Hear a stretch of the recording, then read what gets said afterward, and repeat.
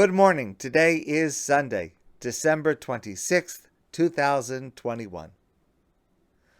Tom Waits once wrote, "The world is a hellish place, and bad writing is destroying the quality of our suffering."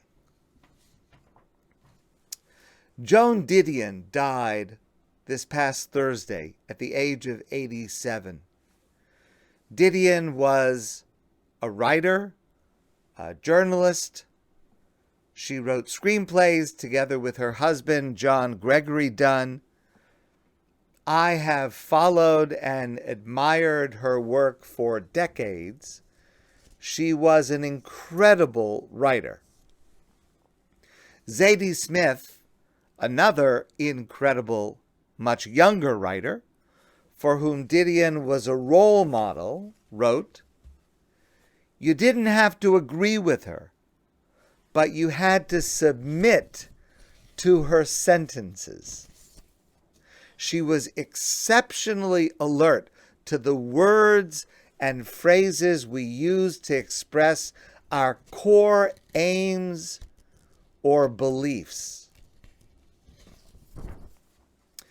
And Joan herself was just another subject among many, prone to the petty delusions of all humans, but crucially, genuinely interested in drilling down into that hard pan, no matter what she might find down there.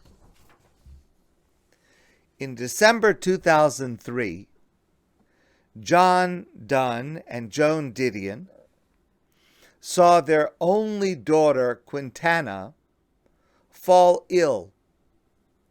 First, it seemed like the flu, then it appeared to be pneumonia, and then it was complete septic shock, and she was put into an induced coma and placed on life support.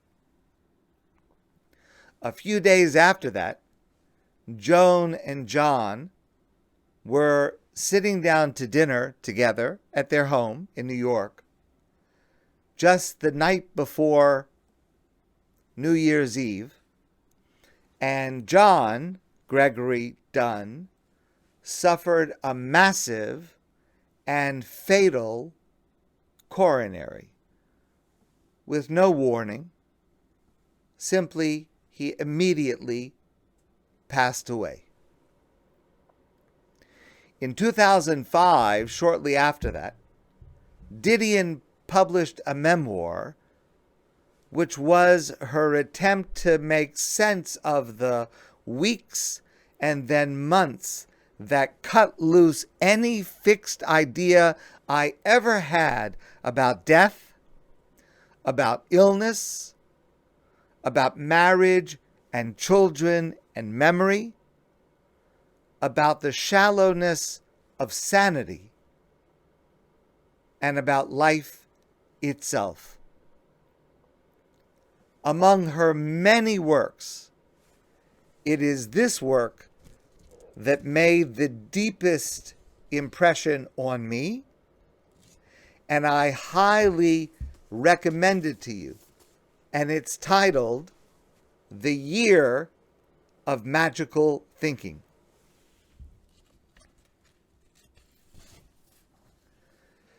In it, among many, many other descriptions, reflections, and wisdom, she differentiates between mourning and grief in this way.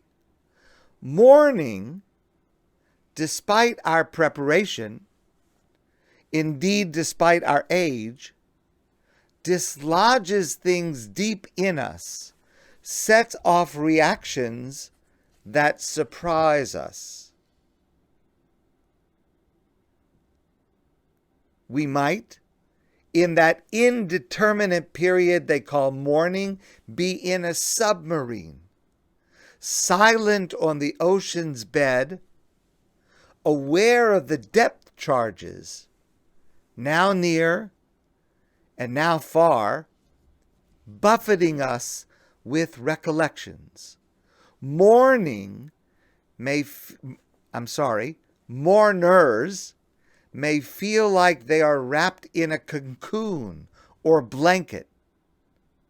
To others, they may look as if they are holding up well, because the reality of death has not yet penetrated awareness. Survivors can appear to be quite accepting of the loss, and she refers to this as the pretty cool customer effect. Grief, she writes, is different. Grief has no distance. Grief comes in waves, paroxysms, sudden apprehensions that weaken the knees and blind the eyes and obliterate the dailiness of life. Grief is a feeling of tightness in the throat, choking with shortness of breath, need for sighing, and an empty feeling in the abdomen. And here's the passage I find so moving, so insightful, I often recommend reading it to others who are going through this.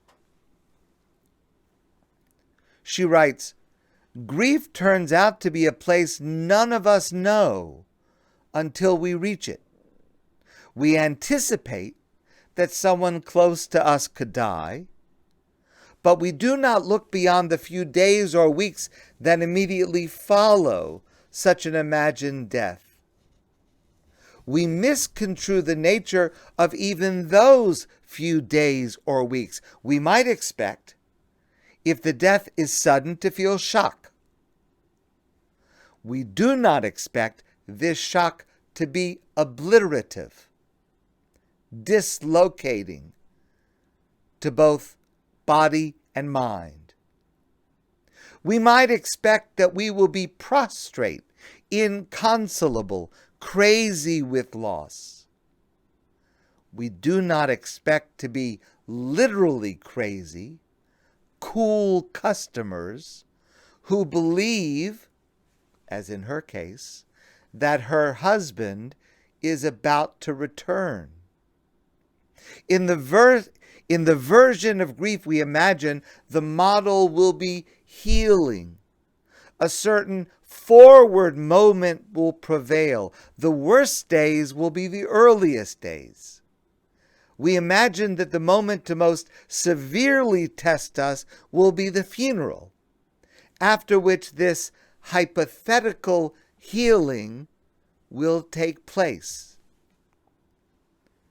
When we anticipate the funeral, we wonder about failing to get through it, to rise to the occasion, to exhibit the, in quotation marks, strength that invariably gets mentioned as the correct response to death.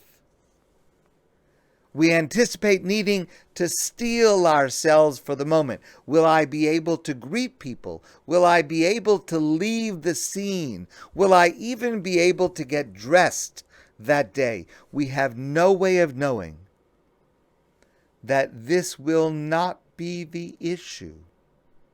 We have no way of knowing that the funeral itself will be anodyne, a kind of narcotic regression in which we are wrapped in the care of others and the gravity and meaning of the occasion, nor can we know ahead of the fact.